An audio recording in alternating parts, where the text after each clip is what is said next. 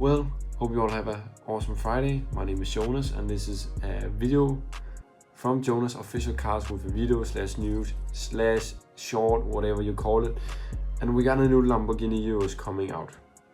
And it's pretty awesome, pretty amazing. We already know the car, know the older one, know it, loud, screams, fast, Lamborghini. Doesn't care about the manual, just amazing overall SUV, sports SUV. Well, they're coming out with a new one that have a 4-liter V8 motor that screams, sounds amazing, but also with some electric technology support with an electric motor and some batteries. So it is called a hybrid, but it doesn't seem hybrid at all because they have a V8 4-liter that screams like crazy and fast and pushing out over 600 horsepower by itself. And then we got an electric motor that also push over 100, and together they produce 800 horsepower and over 800 Nm of torque. It's crazy and it's fucking fast. I can't wait to see it.